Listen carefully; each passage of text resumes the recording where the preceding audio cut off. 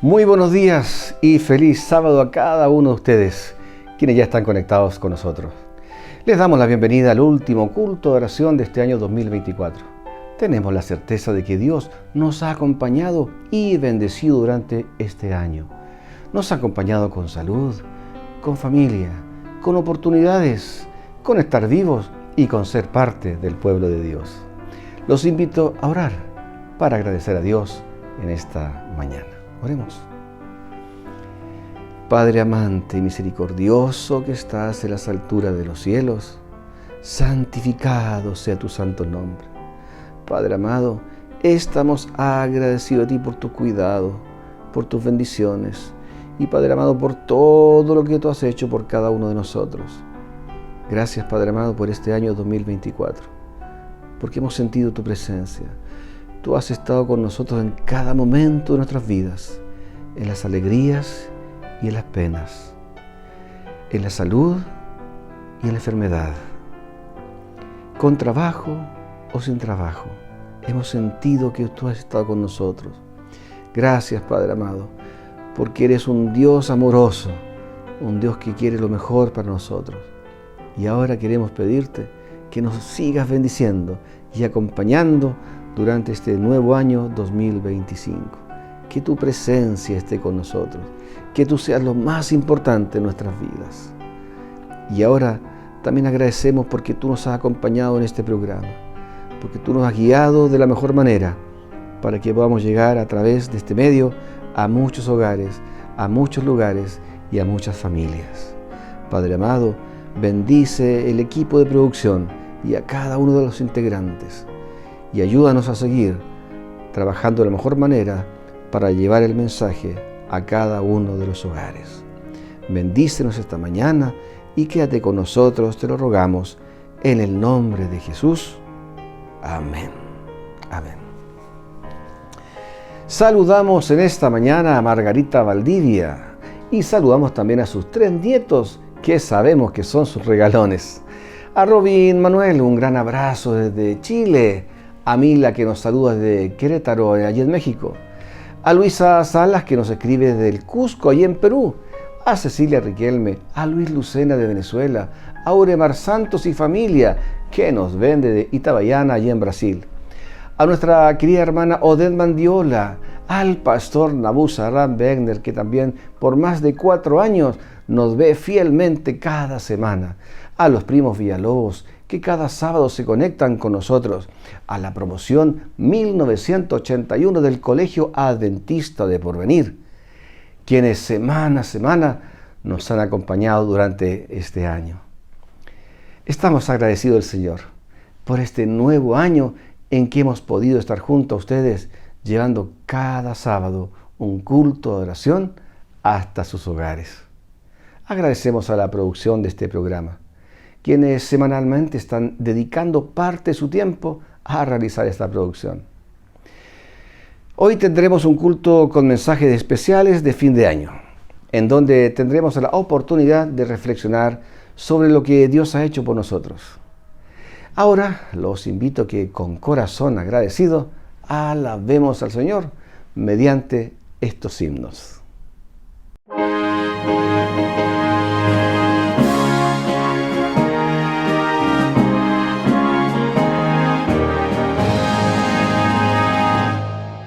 Siervos de Dios, la trompeta tocar, Cristo muy pronto vendrá.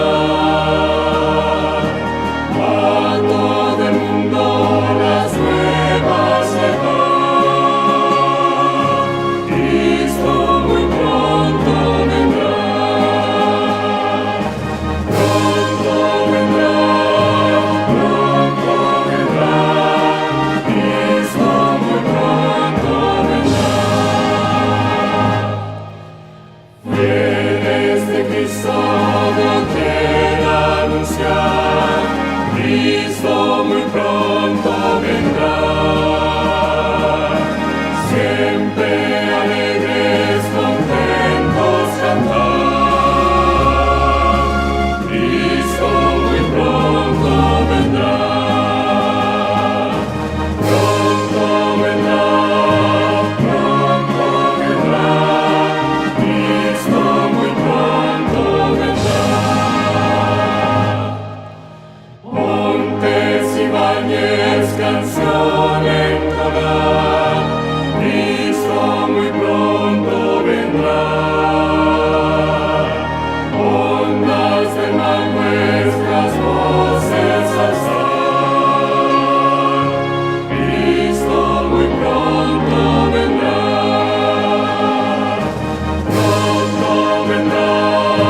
Pronto vendrá, Cristo muy pronto vendrá.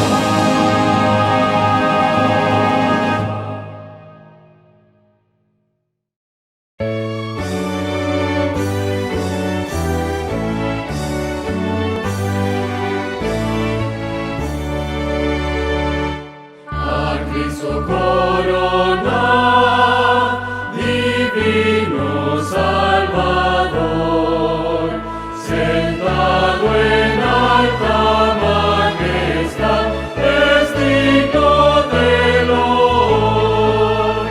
Al Rey de gloria y paz, glorias tributar, y bendecida al inmortal por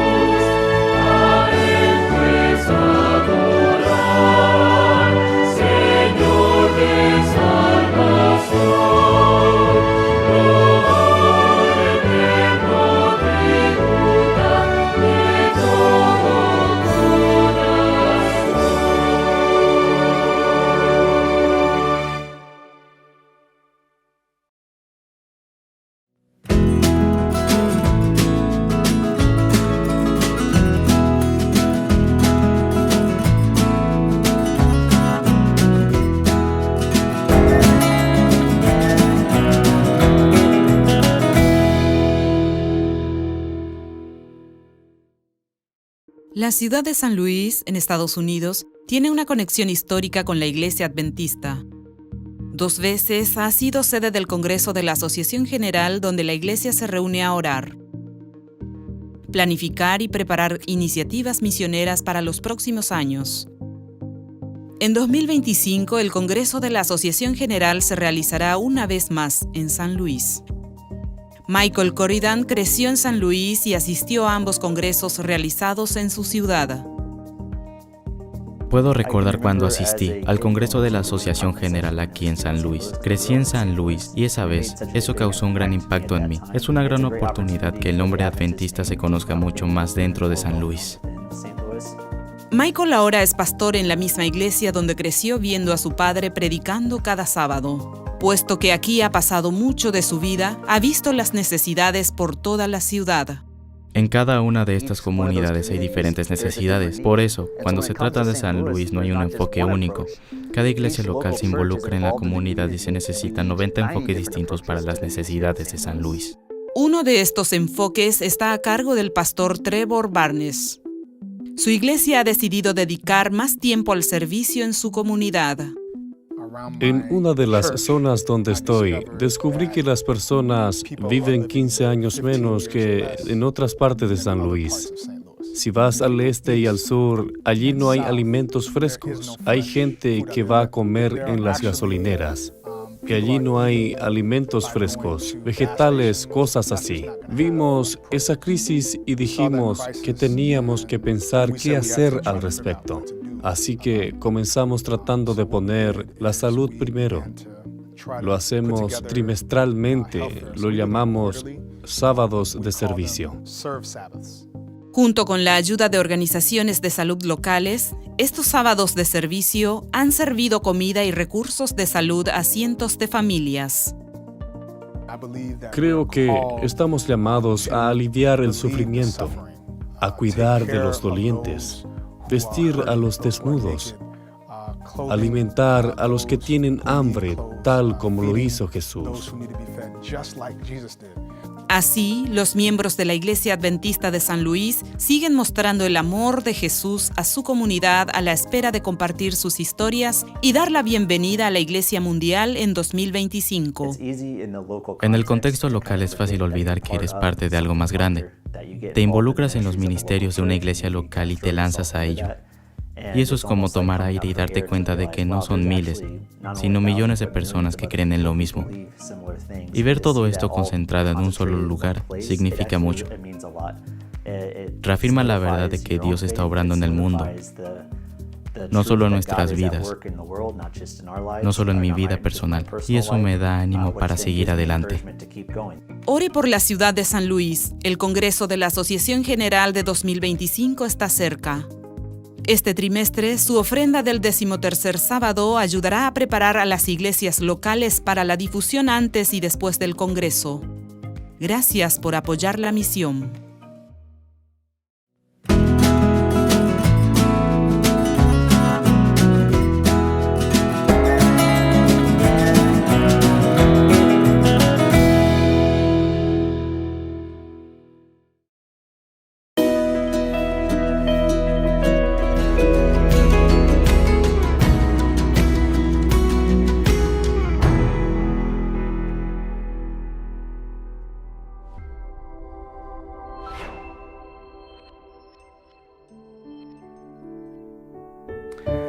Hola, mi amigo querido, llegamos al fin del año. Esta es la lección número 13 para el 27 de diciembre. 3 días más se fue el año 2024. Comenzamos el 25. Ahora te digo una cosa, mira. Levanta la cabeza. Levanta los brazos, alaba el nombre de Dios.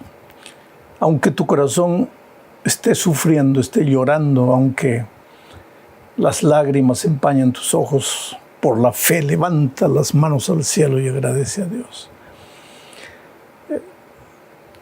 El corazón agradecido produce endorfinas.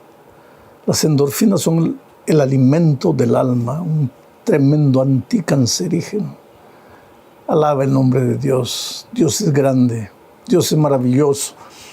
Aunque este año la vida te haya golpeado, yo conozco varios casos de personas que han perdido seres queridos amados, de personas que este año han recibido la terrible noticia de que están con un cáncer incurable. Yo conozco personas que este año han perdido todo lo que habían construido en la vida. Pero vivimos en este mundo de miseria, de dolor, de pecado. Por eso es que todos los días tenemos que clamar a Dios porque la segunda venida de Cristo se haga una realidad. Y ya estamos viviendo en los últimos tiempos. Por favor, no me hagan decir por ahí, agarran un pedazo del video y hagan decir, Pastor Bullón anuncia que el año 2025 será el último año. No, querido, vamos a ser coherentes. Pero ¿qué pasa si en este año 2025 yo descanso? Simplemente no es que anuncié que el 25 sería el final. Son las circunstancias de la vida. Es así. Entonces, comienza este año dando gloria a Dios. El próximo año es una página en blanco que Dios te da para que escribas una nueva historia. Vamos a este estudio que lleva por título Epílogo, conocer a Jesús y su palabra. Y el propósito de esta lección es enseñarnos que el propósito del Evangelio de Juan es mostrarnos que la vida eterna consiste en conocer a Jesús. Solo que el verbo conocer a Jesús, conocer para Juan no era el conocer griego, que es teórico. Ya he repetido este concepto muchas veces, pero lo voy a repetir una vez más. Para el griego, decir que conocía una flor tenía que ir a los libros, estudiar la flor, tenía que ver todo lo que las enciclopedias hablaban de la flor, las fotosíntesis y esto y aquello y lo otro. Ahí decía, yo conozco una flor. Pero Juan, para decir que conocía una flor, tenía que ir al campo, tomar una flor en sus manos, oler la flor, acercar la flor a sus ojos. Entonces Juan decía, conozco la flor. El conocer griego es un conocer teórico, el conocer de Juan es un conocer práctico, de experiencia. Y cuando yo digo que el propósito del Evangelio de Juan es que conozcamos a Jesús, no es un conocer griego, es un conocer de vida, de experiencia. Él está queriendo decir que cada día Jesús tiene que formar parte de tu ser, de tus sueños, de tus planes, de tus actividades. Vamos a la primera parte de este estudio, hablando de uno de los últimos incidentes de la vida de Jesús con sus discípulos. Sucedió esto en la playa. Juan 21, 4 al 7, dice así. Cuando ya iba amaneciendo, esto es interesante, era de madrugada, claro, en el contexto era de madrugada, pero también era de madrugada en la experiencia espiritual de los discípulos, porque los discípulos acababan de vivir su noche terrible. Jesús había sido crucificado. Pero la lección es que en esta vida, aunque la noche sea oscura, siempre sale el sol, siempre hay una nueva madrugada. Y vuelvo a leer el texto. Cuando ya iba amaneciendo, se presentó Jesús en la playa. Mas los discípulos no sabían que era Jesús. ¿Y por qué no sabían que era Jesús? Porque para ellos Jesús había muerto. No sabían que era Jesús. Y les dijo, hijitos, ¿tenéis algo de comer? Ahora, tú me vas a decir, ¿cómo ellos no sabían que Jesús había resucitado? Si en el capítulo 20 ya se habló de la resurrección de Cristo. Es que, queridos, los discípulos eran duros de servir, duros de servir, duros de entender. Jesús había resucitado y ellos estaban encerrados en el aposento alto con miedo de los judíos. Cuando Jesús ya había resucitado, ya había testimonios de la resurrección de Cristo, pero ellos eran duros de entender. Versículo 5, y les dijo, hijitos, ¿tenéis algo de comer? Le respondieron, no. Él les dijo, echad la red a la derecha de la barca y hallaréis. Entonces la echaron y ya no la podían sacar por la gran cantidad de peces. Entonces aquel discípulo a quien Jesús amaba, Juan, ¿no?, dijo a Pedro, es el Señor. Simón Pedro, cuando oyó que era el Señor, se ciñó la ropa porque se había despojado de ella y se echó al mar. Hay una cosa interesante, querido. Después de la muerte y de la resurrección del Señor Jesucristo, Pedro era el hombre, el discípulo que más era atormentado por la conciencia. Porque te acuerdas, querido, antes de la muerte de Cristo, cuando Jesús dijo que todos lo abandonarían, Pedro, mirando orgullosamente para sus compañeros, dijo, estos tal vez, pero yo nunca, Señor, yo iré contigo hasta la muerte. Y fue el primero en abandonarlo. El gallo no cantó 2 veces y él ya lo había negado 3. Después de eso, Judas había hecho lo mismo, solo que Judas fue y se mató. Pero Pedro, atormentado por la conciencia, él creía en el Señor Jesucristo, sabía que Jesús podría perdonarlo, pero su conciencia le decía, mira, ¿qué pasará cuando te encuentres cara a cara con Jesús? Y ahora se encontraron a la orilla del mar con Jesucristo. Él no sabía. ¿Por qué? Porque estaba más preocupado en lo que estaba haciendo. Ellos habían vuelto a pescar porque pensaban que sus años al lado de Jesús no habían servido para nada. Ahora estaban de pescadores nuevamente.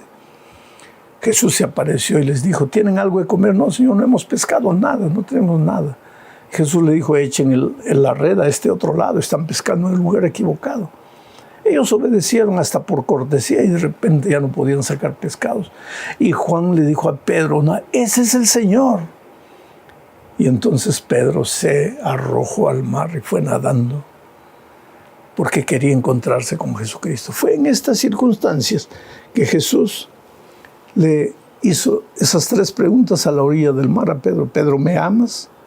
Sí, Señor, tú sabes. No, Pedro, ¿me amas? Señor, Pedro, piensa 3 veces antes de responder, ¿me amas? Ah, Señor, tú sabes todas las cosas. Yo sé que tú no tienes motivo para creer que yo te amo porque yo te traicioné. Pero, Señor, yo te amo, tú sabes todo, yo sabes que te amo. Tú y yo podríamos decirle lo mismo a Jesús. ¿Cuántas veces le fallamos? Y su pregunta es, a pesar de todo lo que hiciste, ¿me amas? Te amo, Señor.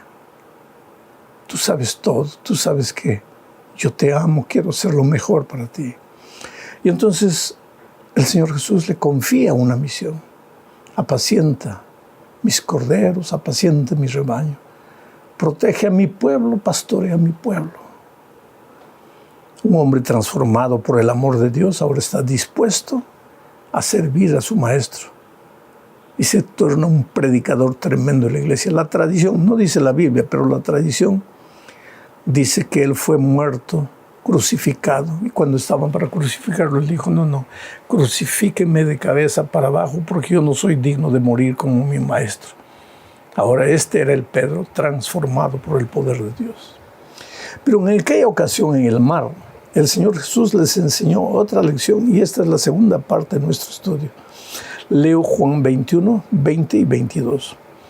Volviéndose Pedro, que estaba caminando con Jesús, ¿no? Volviéndose Pedro vio que le seguía el discípulo a quien Jesús amaba, que era Juan. El mismo que en la cena se había recostado al lado de él. Y le había dicho, Señor, ¿quién es el que te ha de entregar? Cuando Pedro le vio a Juan, dijo a Jesús, Señor, ¿y qué de este? Jesús le dijo, si quiero que él quede hasta que yo venga, ¿qué a ti? Sígueme tú. ¿Cuál es la lección de esta parte? Es que Pedro, que en el mar de Galilea había aprendido que solo mirando a Jesús eres capaz de andar por el agua del mar, pero que se olvidó de esa lección. Antes de la muerte de Cristo, sacó los ojos de Jesús, se hundió de nuevo en sus traiciones. Ahora, después de la resurrección a la orilla del mar, Pedro promete al Señor que lo va a seguir, que lo ama de todo corazón. Pero cuando empiezan a andar Jesús y Pedro, Pedro percibe que Juan también viene atrás. Y entonces quita los ojos de Jesús y vuelve los ojos a Juan. Y le dice, Señor, ¿y por qué nos está siguiendo? Y ahí el Señor Jesús le dice algo que tú y yo no debemos olvidar nunca. Si yo quiero que viva, que muera, ¿a ti qué te importa? ¿Qué andas mirando tú a tu hermano? Tú mírame a mí y sígueme a mí. ¿Sabes cuántas veces yo encuentro gente que dice, pastor, yo creía que la iglesia era la iglesia de Dios, yo me bauticé con tanto amor, con tanta confianza, pero descubrí que la iglesia está llena de hipócritas, gente que predica y no vive lo que predica. Me desanimé y me salí. Y si Jesús estuviera vivo, te diría como a Pedro, querido, y si hay uno que vive mal, si hay un hipócrita, si hay un orgulloso, ¿a ti qué te importa? Tú ven y sígueme. ¿Qué andas mirando a los hombres? Tú solo vete de la iglesia el día que yo te digo, no quiero verte más, sal de aquí. Ahí sí. Pero yo siempre voy a estar con los brazos abiertos para ti. Entonces, ¿por qué tienes que andar mirando a los hombres? Esta es una lección que no podemos olvidar nunca. Vamos a la tercera parte de este estudio. Ahora salimos un poco del mar. Ya vamos a estudiar algunos conceptos establecidos por Juan en su evangelio. Luz y oscuridad. Este es un principio de vida eterna que no podemos olvidar. Juan 3, 19 al 21 dice, y esta es la condenación, que la luz vino al mundo y los hombres amaron más las tinieblas que la luz, porque sus obras eran malas. Quiere decir que la condenación no es un castigo que Dios te da, sino que cuando tú escoges entre la luz y las tinieblas, escoges las tinieblas porque tus obras son malas. Porque si tú escogieras la luz ilumina tu vida y las obras malas desaparecen. Pero como tú amas más las obras malas, prefieres quedarte en las tinieblas. Te autocondenas. Esta es la condenación. Que cuando recibes la luz no la quieres recibir. Te quedas en las tinieblas y te condenas. Ese es el primer concepto. Sigo leyendo.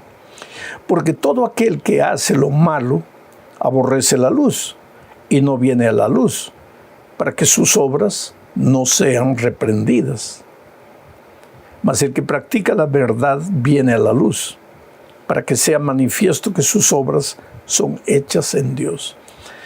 Pablo más tarde escribió, ¿qué comunión tiene la luz con las tinieblas? ¿Qué comunión la justicia con la injusticia? ¿Qué comunión Cristo con Satanás? No hay comunión. O estás en Cristo o estás en el territorio del enemigo de Cristo. Si estás en Cristo, estás en la luz. Si estás en la luz, estás en la verdad. Pero a veces las obras de las tinieblas son más atractivas. Y es por eso que los seres humanos escogen las tinieblas. Nadie rechaza a Jesús. Lo que pasa es que escoges las tinieblas. Y al escoger las tinieblas, naturalmente estás rechazando a Jesús. Y estás entrando al territorio de la muerte. Y te autocondenas. No es que Dios te va a dar la muerte. Tú te introdujiste voluntariamente al territorio de la muerte. Esa es una lección que Juan nos enseña en sus epístolas y que que nos enseña en el Evangelio, que la repite mucho en sus epístolas. Ahora vamos a la cuarta parte de este estudio, hablando de la teología que viene de arriba y la teología que viene de abajo. Evidentemente está hablando aquí de la manera como Dios mira la vida, las cosas, y la manera como los seres humanos miramos las cosas. Leo Juan 4, 46 al 50, dice: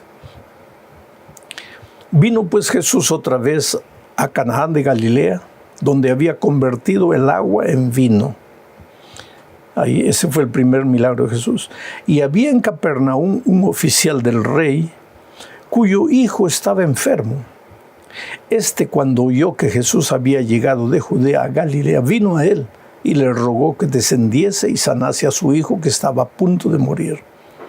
Entonces Jesús le dijo: si no viereis señales y prodigios, no creeréis.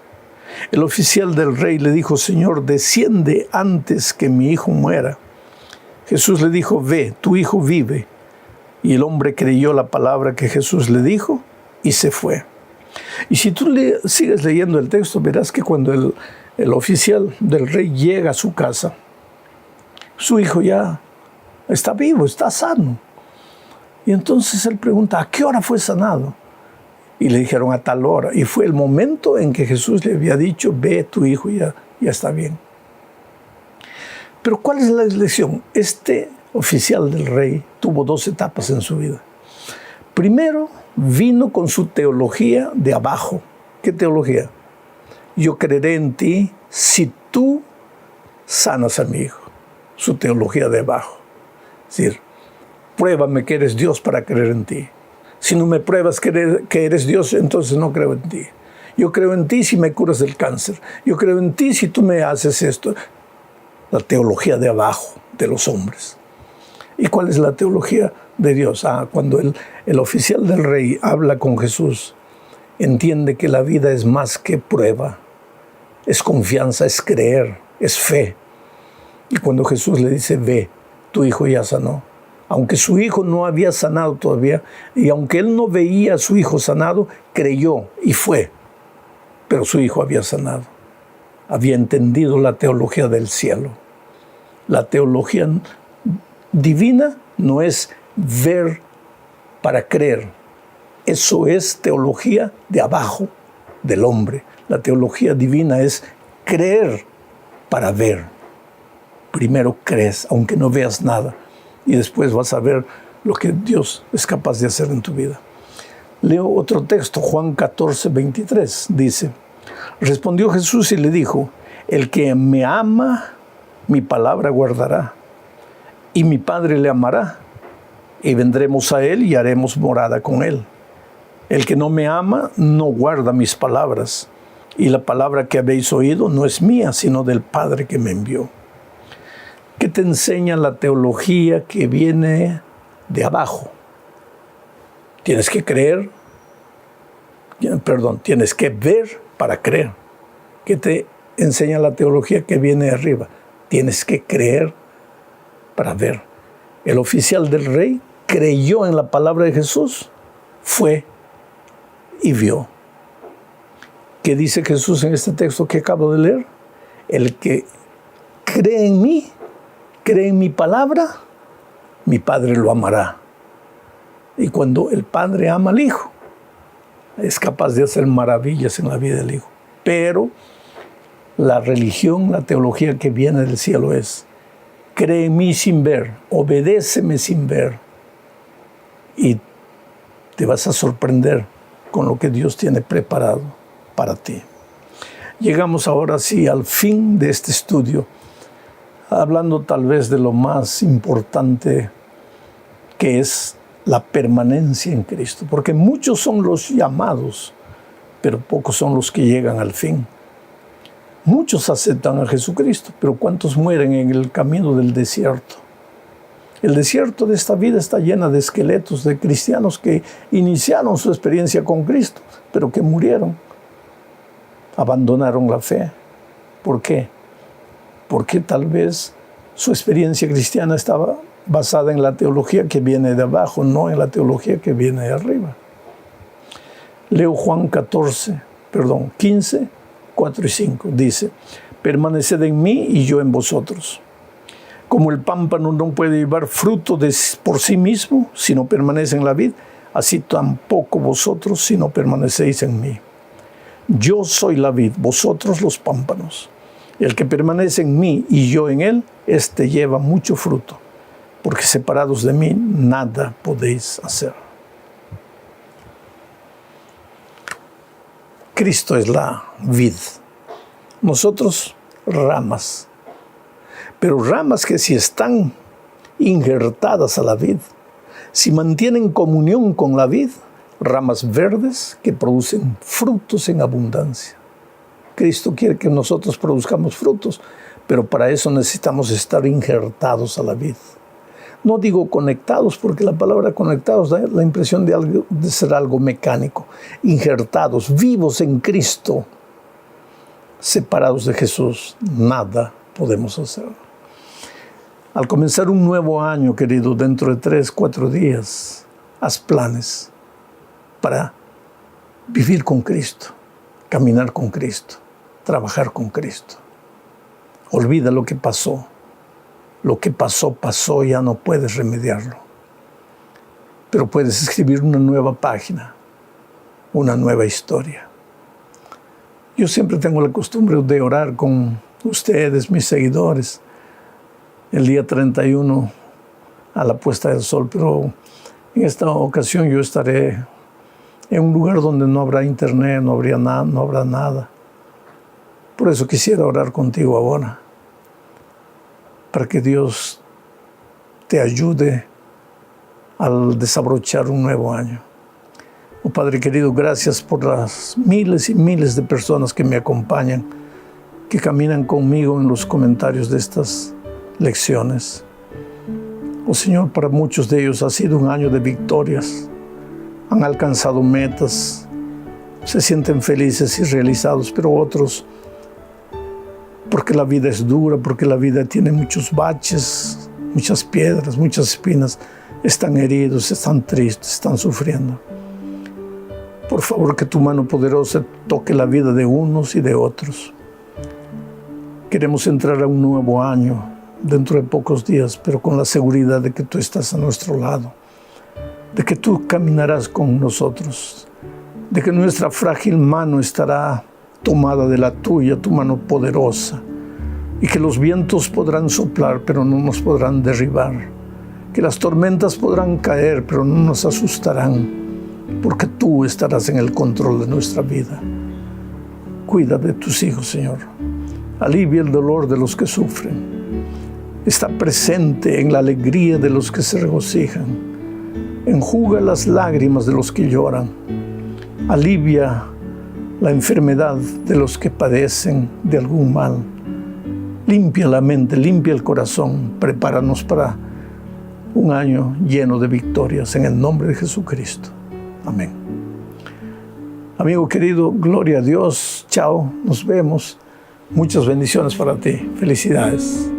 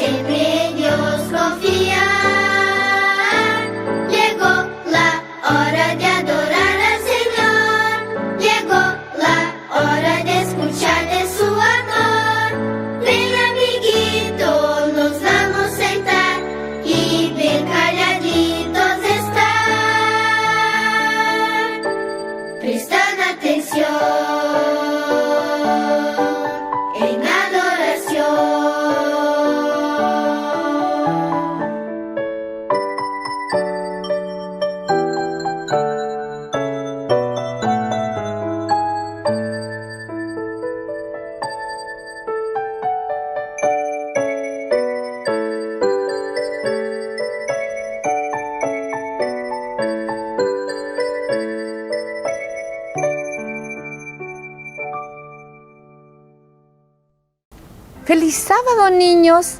¿Cómo han estado? ¡Ah! ¿Cómo estuvieron los regalos? ¿Feliz? ¿Todos contentos? ¡Ay! Ahora viene otra fiesta o otra cita muy importante, la de fin de año. ¿Qué pasa en ese momento? A la familia se reúne, se junta, ¿no es cierto? Porque quieren estar todos juntos. ¿Saben qué?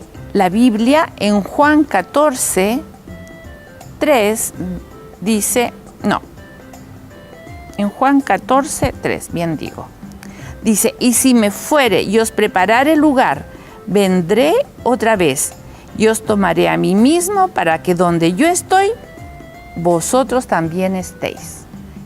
¿Cuál es esa promesa? ¿Quién dijo eso? Ha eso lo dijo Jesús, porque Jesús quiere estar ¿con quién? Con los suyos, con los que lo quieren, lo aceptan. Las reuniones familiares son hermosas.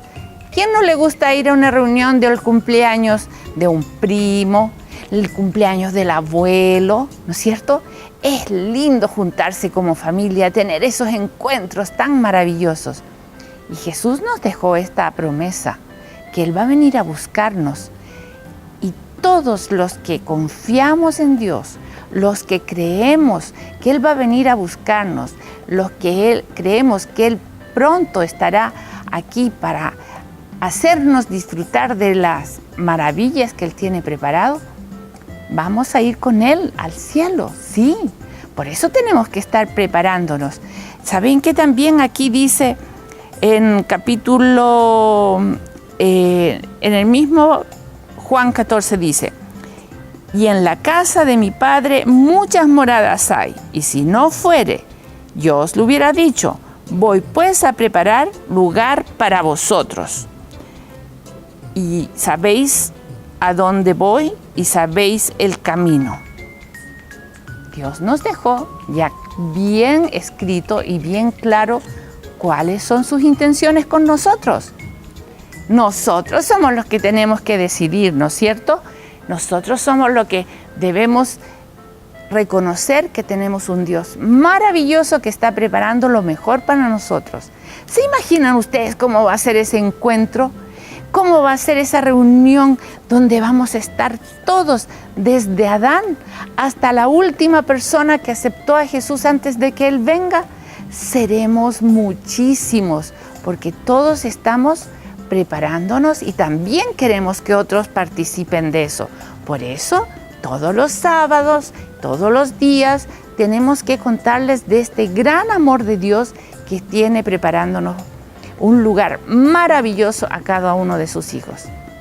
Niños, los regalos del año de la Navidad fueron maravillosos, pero el regalo que nos tiene preparado el Señor Jesús cuando Él venga a buscarnos será lo mejor. Estar con Él será lo mejor. Conversar con Adán, con Eva y escuchar cómo ellos también fueron decidiendo por Jesús va a ser maravilloso. Oremos para que cuando empecemos este próximo año volvamos a tomar la decisión de seguir amando a Dios y pidiéndole ayuda a Él. ¿Oramos, niños? Padre eterno, te rogamos que tú siempre insistas en nuestra vida, en nuestro corazón, para que estemos atentos a todo lo que tú quieres de nosotros.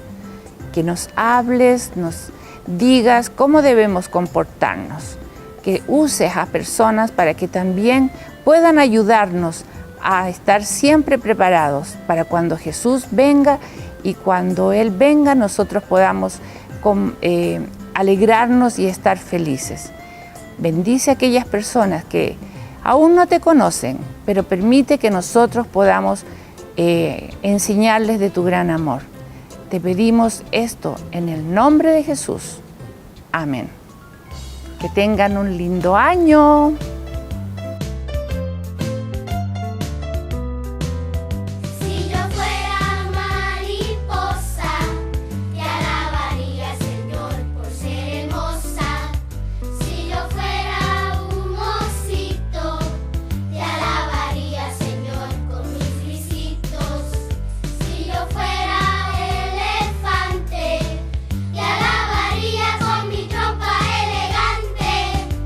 Por eso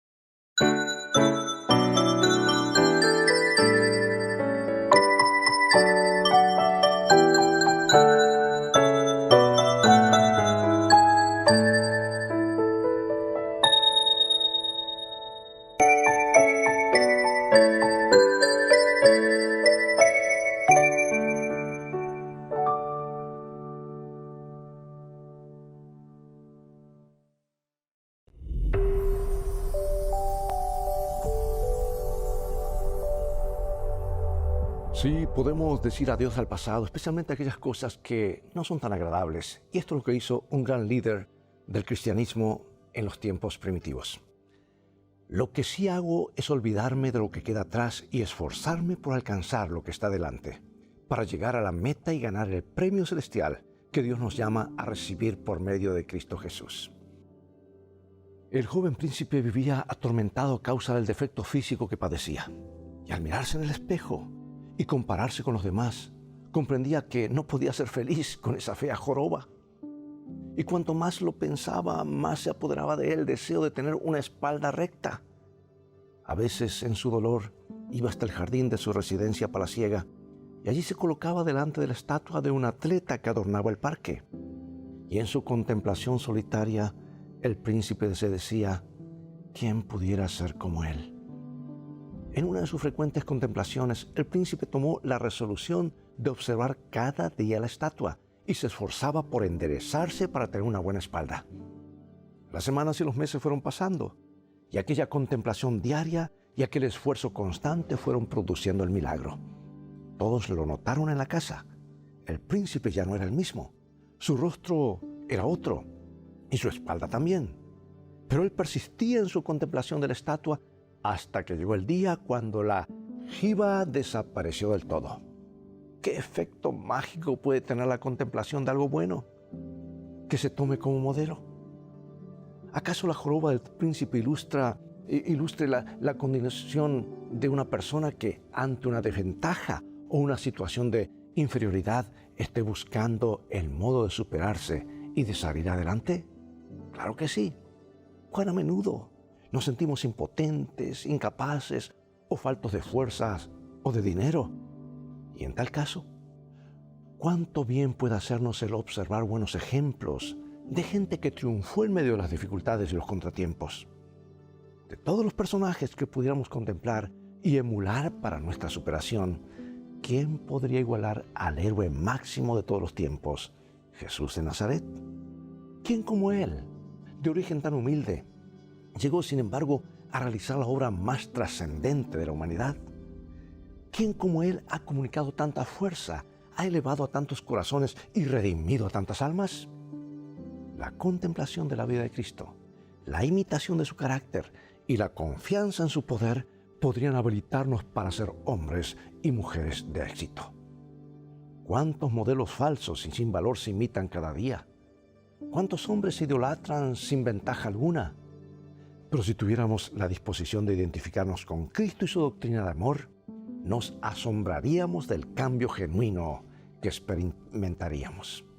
Dios te bendiga y recuerda, en el viaje de la vida las cosas van a terminar bien si tienes los principios de la Biblia como tu GPS y a Jesús como tu guía, porque esa es una mejor manera de vivir.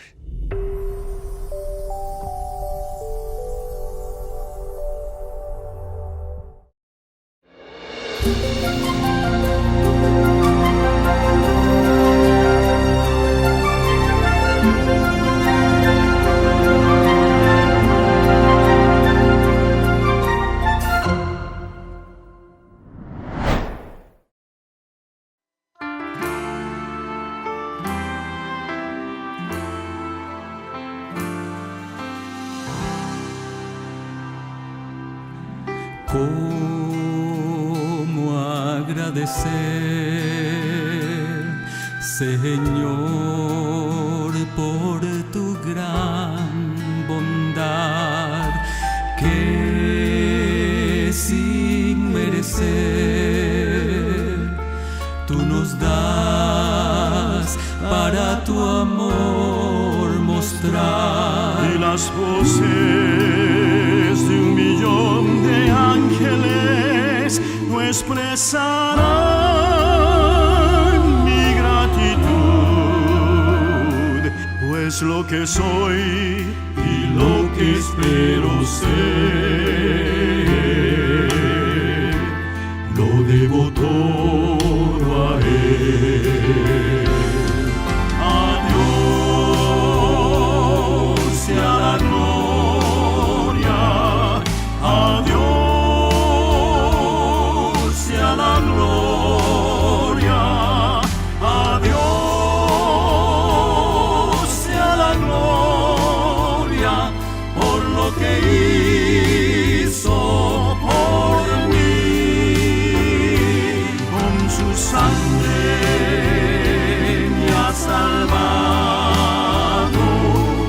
poder me ha levantado.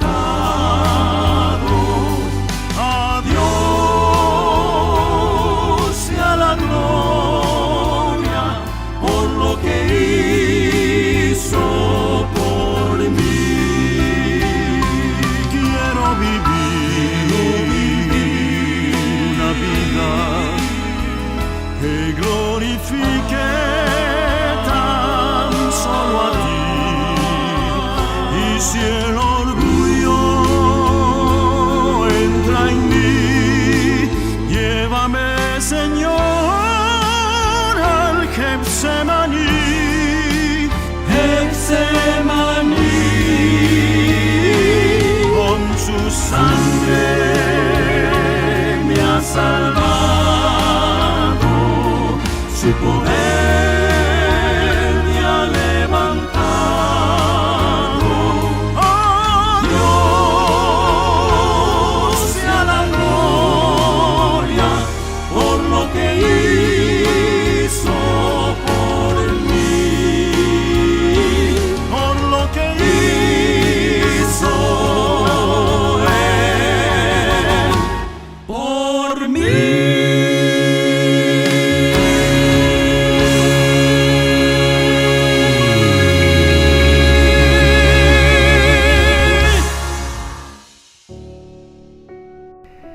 Qué hermoso canto, mi tributo, en donde la letra nos invita a dar gloria a Dios por lo que hace por nosotros.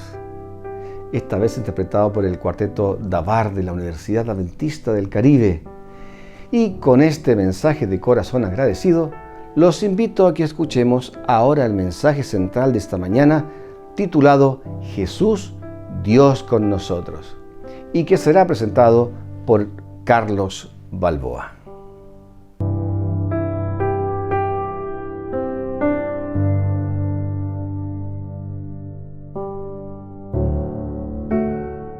Buenos días, queridos hermanos, tengan todos un muy feliz sábado.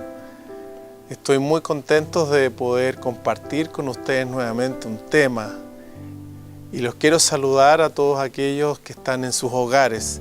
Y sabemos que hoy día nuestro programa se ve en distintos países y es por eso que los quiero saludar en forma muy especial a nombre de la Iglesia de Ñuñoa, y deseando y esperando que hayan pasado una muy feliz Navidad.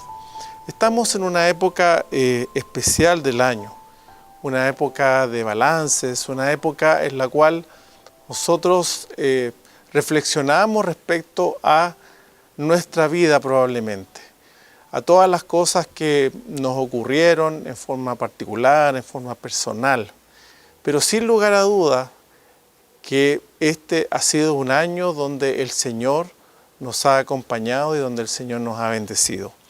Y vamos a reflexionar, vamos a dar un poco de continuidad al tema de la época en la que estamos viviendo. Y en esta mañana vamos a hablar del personaje central que debiera ser tanto de la Navidad como de este proceso o de este reflexión que nosotros hacemos de nuestra vida. Y es por eso que vamos a estudiar en esta hora al personaje central de la Biblia. Y lo vamos a hacer de una perspectiva a lo mejor un poco diferente. Y los quiero invitar porque vamos a hacer un pequeño estudio en estos minutos respecto a tres interrogantes que nos vamos a plantear. Muchas veces las preguntas son una muy buena forma en la cual nosotros podemos aclarar ciertas dudas desde el punto de vista teológico, desde el punto de vista incluso filosófico. Hay grandes interrogantes que se han dado y que nos ayudan a reflexionar, a pensar, a profundizar. Y en esta hora vamos a hablar sobre nuestro Señor Jesús. Y nos vamos a centrar en quién es Jesús. En primer lugar, nosotros vamos a tratar de compartir y de poder descubrir juntos quién es Jesús. En segundo lugar, cómo vino Jesús a la tierra. Porque dentro del maravilloso plan de salvación, el centro de ese plan justamente es la encarnación de nuestro Señor Jesucristo. Y es por eso que una pregunta interesante también, así como preguntarnos la esencia, ¿quién es Jesús?, es ¿cómo vino Jesús a la tierra? Y en tercer lugar, vamos a responder en esta hora, ¿por qué Jesús vino a la tierra? Algo que pareciera obvio en algunas ocasiones, en realidad puede que no sea tan obvio. La encarnación de Cristo, la venida de nuestro Señor Jesús, es el evento más importante en la historia de la humanidad. Y probablemente en la historia del universo, con una trascendencia tan grande, tan importante, que nuestras mentes finitas no logran dimensionarlo en su totalidad, pero sí logran dimensionarlo y debiéramos poder dimensionarlo de acuerdo a cómo está revelada en la palabra de Dios. Y la idea es poder descubrir y poder responder estas preguntas basados en la Biblia, no en especulaciones, no a lo mejor en ciertos planteamientos seculares o filosóficos, sino que principalmente en lo que dice la palabra de Dios. Y es por eso que vamos a ir a la Biblia, al libro de Juan. Y el libro de Juan es muy importante en ese sentido respecto en especial a quién es Jesús. Y los quiero invitar a la parte inicial del libro de Juan, que va desde el versículo 1. Esto es el capítulo 1 de Juan. Desde el versículo 1 hasta el versículo 18 es lo que nosotros se conoce como el prólogo, un prólogo muy importante. Y de aquí vamos a leer y vamos a ver algunos versículos. Juan capítulo 1, versículos del 1 al 3. Y los quiero invitar para que puedan ver, abrir sus Biblias o ver en sus dispositivos, buscar el libro de Juan, el capítulo 1, versículos del 1 al 3. Yo voy a leer una versión que es la Nueva Biblia de las Américas, que es una versión bien interesante que por lo menos a mí me pareció un poquito más explicativa respecto a este tema. Dice, en el principio ya existía el Verbo, y el Verbo estaba con Dios, y el Verbo era Dios. Versículo 2. Él estaba en el principio con Dios. Todas las cosas fueron hechas por medio de Él, y sin Él, nada de lo que ha sido hecho fue hecho. Interesante cómo el apóstol Juan, lo primero que nos quiere transmitir, y el centro en realidad del libro de Juan, y de lo que él quiere transmitir, es la divinidad de Cristo. En su libro y desde el prólogo, lo que hace Juan y el objetivo principal es demostrar, o más que demostrar en realidad, es afirmar y desarrollar el tema de la divinidad de Cristo. ¿Y cómo lo hace? No es de una manera racional, no es que él quiera argumentar respecto a la divinidad de Jesús. Tampoco quiere presentar pruebas. Él no quiere presentar evidencia respecto a eso. No cuenta ninguna historia respecto a esto. No trata de probar nada. Simplemente afirma. Juan, de la forma y tal como una revelación, como un profeta al cual se le ha revelado la palabra de Dios, Juan afirma. Él no quiere probar nada. Él no quiere convencer a nadie. Solamente él quiere afirmar que Jesús es Dios. Y esto es algo importante porque Juan está impresionado. Juan está impresionado por Cristo. Juan está impresionado porque ese hombre con el cual él compartió por 3 años, por 3 años y medio, de acuerdo a los antecedentes que se suponen, ese hombre con el que estuvo aquí en la tierra, él se da cuenta después, y en esta manifestación, principalmente en la isla de Patmos, ¿cierto? cuando Jesús se revela, él se da cuenta que este Jesús, que él sabía, que él creía, que había descubierto que era Dios, se le presenta y él realmente vive en carne propia esa experiencia de encontrarse con este Jesús Dios. Y esto es lo que impresiona a Juan, y lo impresiona de tal manera que él quiere dejarlo reflejado en el principio de su libro. Él no quiere probar nada, ni argumentar, solo quiere decir que él, en la plenitud, en la revelación, en su conciencia, en su racionalidad, él entiende y quiere transmitir que Jesús es Dios. Y de esa forma se desarrolla este libro, este importante evangelio. Y vamos a ir un poquitito a estudiar estos versículos que van desde el versículo 1 al versículo 3. Primero nos habla de que en el principio, si yo les pregunto a ustedes que recordemos dónde se menciona en el principio, seguramente lo primero que se nos viene a la cabeza es Génesis, ¿cierto? Génesis capítulo 1, versículo 1, en el principio. Y queridos hermanos, queridos amigos que hoy día están compartiendo, efectivamente, es el mismo principio. Ese principio que probablemente nosotros no nos logramos imaginar o dimensionar. Ese principio donde en un momento no había nada, donde moraban solamente Dios, este Dios Padre, Hijo, Espíritu Santo. Ese principio, en el principio ya existía el Verbo. O sea, antes de todas las cosas, antes de la creación incluso del universo, ya existía Jesús.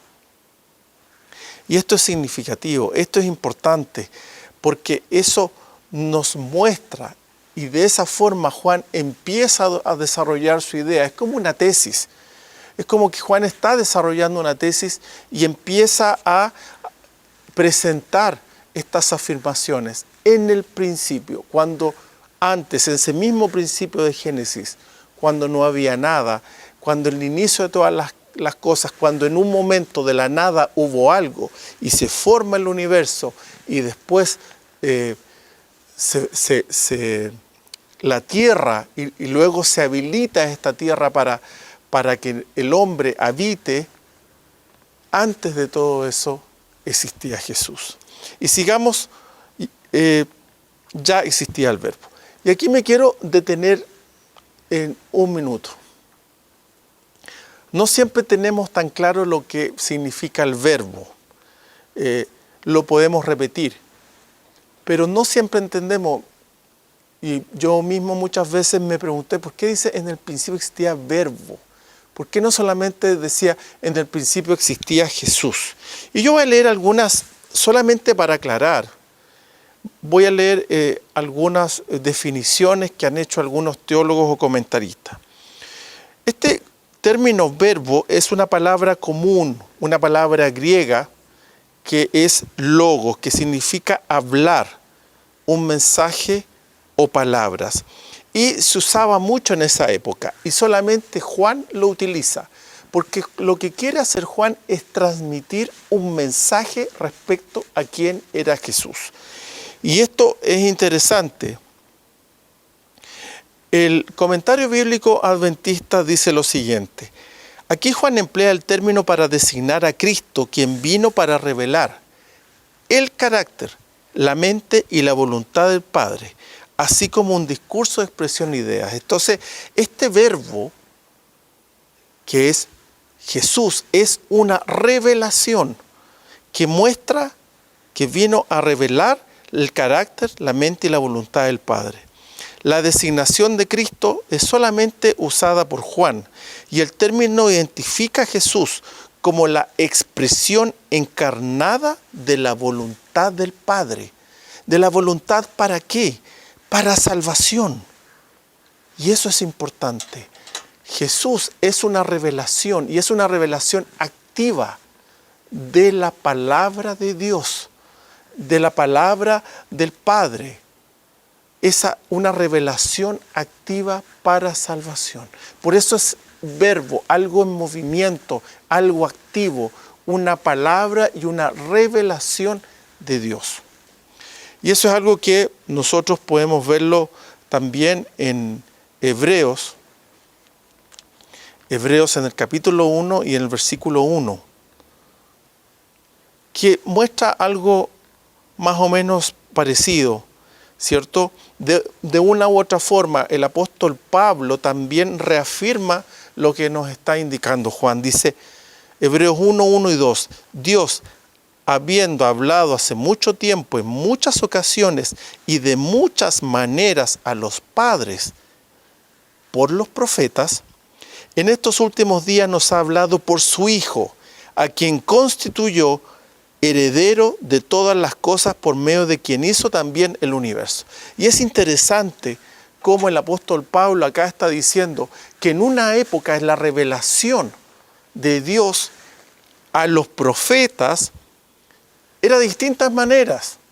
Vemos cómo Dios se reveló a Moisés en la zarza, en el monte Sinaí, habló con Abraham, se revelaba de distintas maneras con el profeta Isaías, con el profeta Daniel, etc. Pero desde el momento, ¿cierto?, en el final del tiempo, en los últimos días, habla por el Hijo, la máxima revelación de Dios. Vamos a seguir adelante entonces con el texto que estamos revisando. Versículo 1 siempre, y el verbo estaba con Dios. Y esto es importante, hermanos. ¿Por qué? Porque aquí ya nos empieza a profundizar un poquitito el apóstol Juan quién es el verbo. Y dice que siempre entonces estuvo con el Padre, en una eternidad, eternamente, con una existencia eterna. Jesús siempre estuvo con el Padre, pero hay una distinción entre el verbo y Dios, y el que en este caso representa al Padre. Es decir, son dos personas distintas. Y eso es importante. Por eso dice, y el verbo estaba con Dios. Significa que son dos personas que coexistieron. Y el verbo era Dios. Y aquí entonces vuelve a reafirmar Juan. Luego en el versículo 2, hace como un resumen de todo lo anterior. Dice, Él estaba en el principio con Dios. Y en el versículo 3, ya después de haber identificado quién es Jesús, que Él es Dios, que estuvo desde el principio, con el Padre, eternamente, como uno de los atributos, dice, versículo 3, todas las cosas fueron hechas por medio de Él, y sin Él nada de lo que ha sido hecho fue hecho. Por lo tanto, también hay una relación interesante entre el verbo, esta revelación activa y la creación, que probablemente es la máxima manifestación visible de este poder creativo de Dios. Recordemos que Dios crea de la nada. Jesús participa activamente, y lo dice el apóstol Pablo en Hebreos. En el versículo 2 decía, en últimos días Dios ha hablado por su Hijo, a quien constituyó heredero de todas las cosas y por medio de quien hizo también el universo. Y entonces ya hemos explicado en estos minutos quién es Jesús. Jesús es Dios, la revelación activa, ¿cierto?, de la divinidad para salvación de todos los seres humanos y de todos quienes aceptan a Cristo como Salvador. Ahora, ¿cómo vino a la tierra? Acuérdense que eran 3 preguntas. ¿Quién es Jesús? ¿Cómo vino a la tierra? Y aquí vamos a ir al versículo 14 de Juan capítulo 1. Dice, el Verbo se hizo carne y habitó entre nosotros, y vimos su gloria, gloria como del unigénito del Padre, lleno de gracia y de verdad. Y aquí yo me quiero centrar en dos cosas. Primero, se hizo carne. Este verbo, que era Dios, que estaba en el principio de la creación, eternamente coexistiendo con Dios Padre, Hijo, Espíritu Santo, en una relación de amor, se hace carne. Lo más increíble, el milagro más grande, probablemente de la historia del universo, para mí por lo menos, humildemente, es probablemente la encarnación de Cristo, que vamos a estudiar por edades eternas. Y se hizo carne, y esa palabra carne en griego representa naturaleza como nosotros conocemos, naturaleza humana, carne, una persona de carne y hueso. Algo importante que Juan también quería dejar en claro respecto a algunos cuestionamientos de que Jesús efectivamente había sido un hombre. Juan lo afirma. Se hizo carne y habitó entre nosotros. Es interesante esa palabra habitó, porque es la misma que tiene que ver en Éxodo 25:8, cuando dice, y harán un santuario para mí y habitaré en medio de ellos. Lo que Dios quería era habitar en medio del pueblo de Israel. Y lo que Jesús quería cuando vino a la tierra es habitar en medio de su pueblo. Y hoy día, queridos hermanos, queridos amigos, lo que quiere hacer Cristo es habitar en nuestros corazones.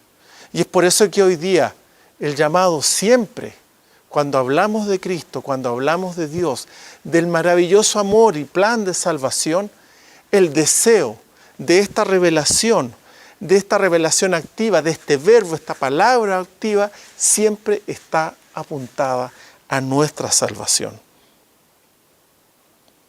Y aquí es como vemos también en este versículo, ¿cierto? En el versículo 14, que nos habla de que nosotros vimos su gloria. Gloria como la del unigénito del Padre. Jesús se hizo hombre y en su humanidad reflejó la gloria de Dios. Y eso, hermanos, es importante. Dios se quiere dar y se quiso dar a conocer a través de Cristo. Y hoy día ese deseo está totalmente presente en el deseo de entrar en nuestros corazones. Ahora, otra parte del versículo, y vamos al versículo 14, que dice, su gloria, gloria como del unigénito del Padre, lleno de gracia y de verdad. Cuando Cristo viene aquí a la tierra, quiere mostrar el carácter de Dios. Y cuando habla de gracia, está hablando de la misericordia, de este don gratuito que Dios nos da. El don de la salvación, de las misericordias de Dios, de la gracia infinita que hoy día Él otorga, y Él está dispuesto a perdonar nuestros pecados, a poder restaurar nuestro corazón, porque Él quiere restablecer una relación con nosotros. Queridos hermanos, desde la caída, antes de la caída, el ser humano, Adán y Eva, tenían un contacto directo con Jesús, con Dios. Cuando eso se rompe desde ese momento, incluso desde Génesis 3:15, esa primera profecía apuntaba a restablecer esa relación. Y es por eso que cuando Cristo viene quiere restablecer una relación de gracia y de verdad, de misericordia, de amor y de verdad, de mostrar la verdad respecto a Dios. Una verdad reveladora, una verdad de un Dios amoroso, misericordioso, que se revela a través de Cristo para salvación de la humanidad. Qué hermoso, hermanos. Y a mí en lo personal es sobrecogedor, es trascendental el que podamos reflexionar en estas temáticas tan importantes. Y vamos a responder ahora la tercera pregunta, ¿cierto? ¿Por qué vino Jesús? Y para poder responder esa pregunta, tenemos que recordar, ¿cierto?, en cierta forma, el contexto en el que vino Cristo. Cristo se encarnó, Cristo vino como hombre. Y eso lo demuestran los evangelios.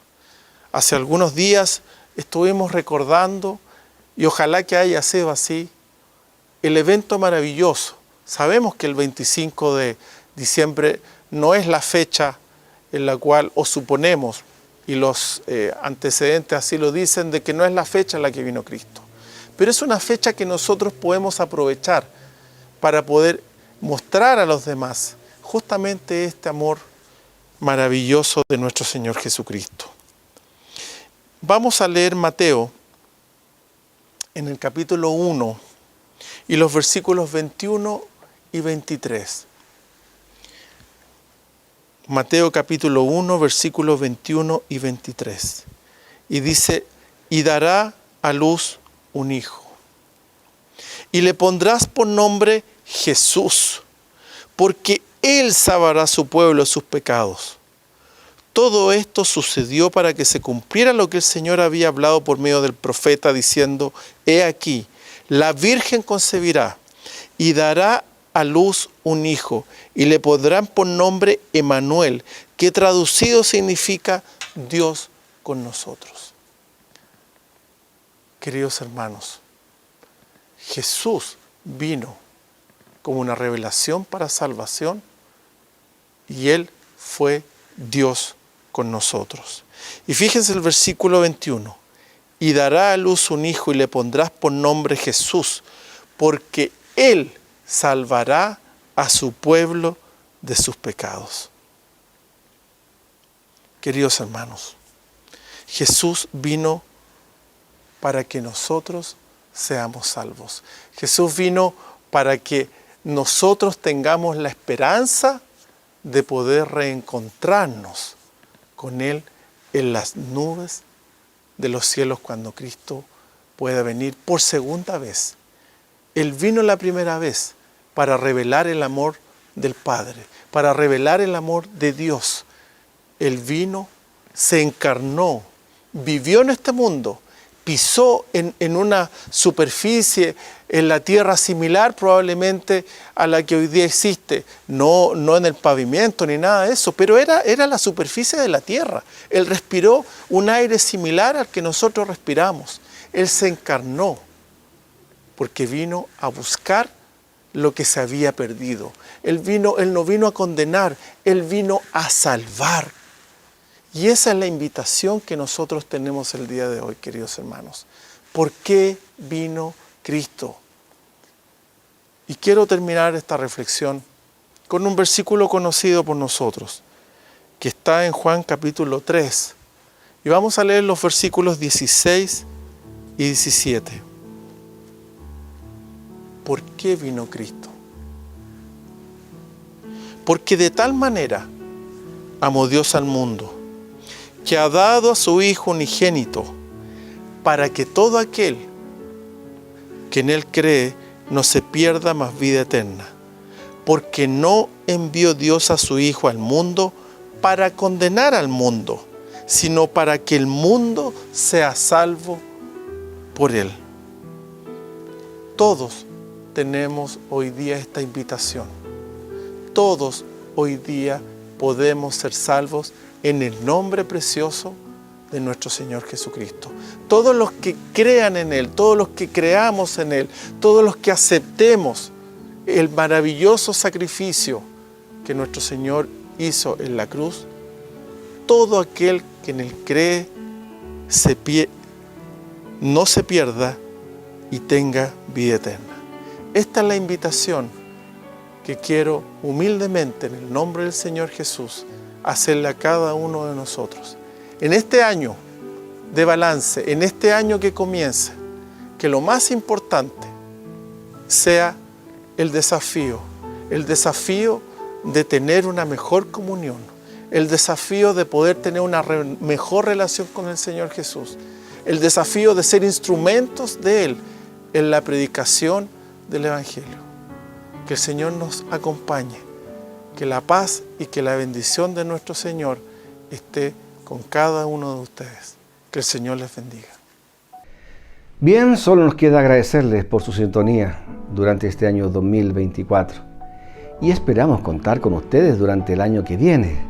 Queremos seguir entregando mensajes de esperanza a través de nuestro canal y queremos hacerlo junto a ustedes, quienes semana a semana nos regalan su sintonía y nos motivan a seguir trabajando para llevar un culto de adoración hasta sus hogares. En nombre de la Iglesia Adventista de Ñuñoa, les deseamos un feliz y bendecido año nuevo 2025. Jehová te bendiga y te guarde. Jehová haga resplandecer su rostro sobre ti y tenga de ti misericordia. Jehová alce sobre ti su rostro y ponga en ti paz.